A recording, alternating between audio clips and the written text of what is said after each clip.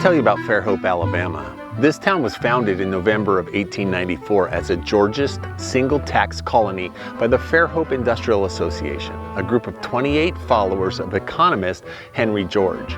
They had a strategy. Their corporate constitution explained their purpose. It says, to establish and conduct a model of community or colony free from all forms of monopoly, and to secure to its members therein equality of opportunity and the full reward of individual efforts. In other words, the corporation pays all governmental taxes. The purpose of the single tax colony was to eliminate disincentives for productive use of the land and thereby retain the value of the community. So let me break this down for you even more. Outside of Fairhope, if you have an idea that you want to pursue, regulation and taxes increase as your journey towards success increases, and it progressively hinders the potential for greatness. Well, in Fairhope, the corporation allowed for empowerment of creative expression. The leaders paid the dues and empowered the people to create. What an amazing picture of empowering leadership. That's your job, to handle the issues, allowing your people the unrestrained freedom to create and imagine. Think about that for a moment.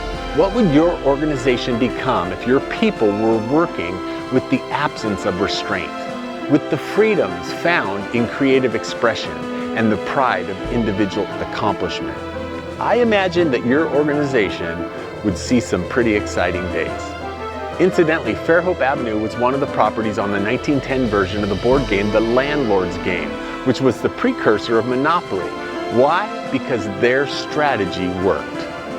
As you lead your association, ask yourself how you can lift the burdens of your pastors. What elements exist in their daily routines that are keeping them from fulfilling God's will and call on their lives?